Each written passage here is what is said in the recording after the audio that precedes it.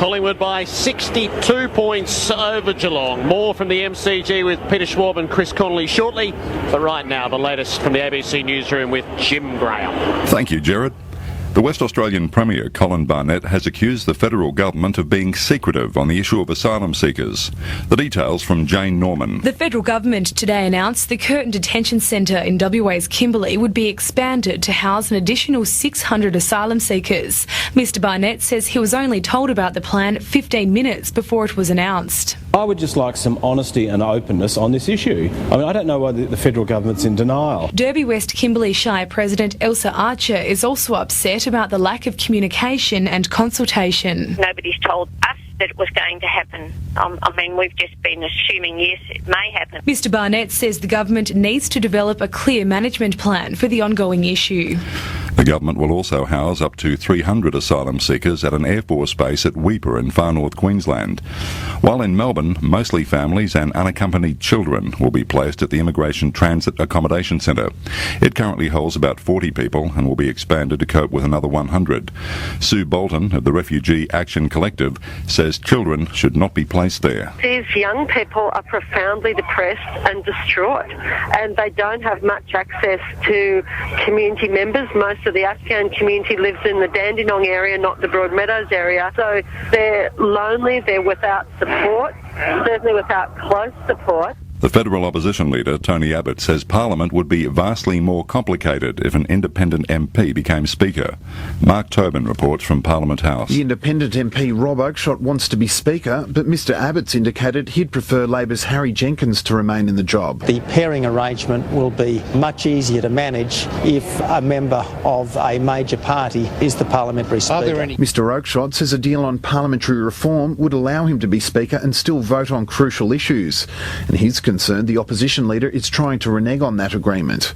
The former Senate clerk Harry Evans says the overall reform package is problematic. The proposed pairing arrangement would be a sort of subterfuge of the Constitution, a circumvention of the Constitution. The opposition says it intends to honour the parliamentary reform deal. Mark Tobin, ABC News, Canberra. The employers of a teenage insulation worker who was electrocuted in central Queensland have been fined more than $100,000. Megan Lewis reports. 16-year-old Reuben Barnes died while installing insulation at a house near Rockhampton in November last year. His employer, Arrow Property Maintenance, pleaded guilty in Rockhampton Magistrates Court to breaching electrical and workplace health and safety laws. The owners, brothers Richard and Christopher Jackson, were fined a total of $135,000. Magistrate John McGrath told the court the sentence should serve as a warning to employers who neglect their duty to provide a safe workplace for their employees. He said the sentence would do little to alleviate the grief felt by the teenager's family. Megan Lewis, ABC News, Rockhampton Magistrates Court. At least 60 people have been killed in an accidental explosion at a police station in eastern Sri Lanka. Officials say most of the victims were policemen who were issuing explosives to Chinese road builders for use on a nearby project. They say the explosives were kept at the station for safety reasons. Northern Territory Police have decided to stop trying to find out if notes published in a newspaper really were those of a juror in the Lindy Chamberlain case. More from Katrina Bolton. The nation was spellbound 30 years ago as Lindy Chamberlain argued it was really a dingo that took her baby Azaria near Uluru. Ms Chamberlain was convicted and then cleared of murder. Last month, on the anniversary of Azaria's disappearance, News Limited papers published what they claimed were juror notes from the trial found in Territory Police archives.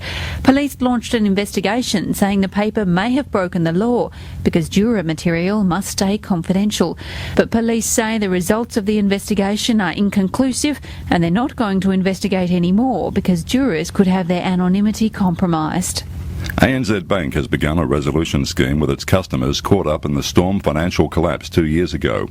About 100 ANZ customers borrowed money to invest with the Queensland-based firm, which went under at the height of the global financial crisis. The resolution scheme is similar to one reached with Commonwealth Bank customers. Lawyer Damien Scattini says it's a fair outcome. Everyone will have their case looked at individually. Everyone will have a lawyer considering their claim and advocating for them. And we're hopeful that we will achieve, sound, fair outcomes for our clients in a much sooner time than would be the case if we went through the traditional route. And a new reality television show in the United States will mix wedding preparations with extreme plastic surgery. The new show, which premieres in November on the cable network E, will be called Bridal Plasty. In the show, 12 engaged women live in a mansion together and compete in wedding-themed challenges to win plastic surgery procedures from each bride's wish list. The show's finale will feature the winning bride revealing her new surgically enhanced body to her groom at the altar. And that's ABC News.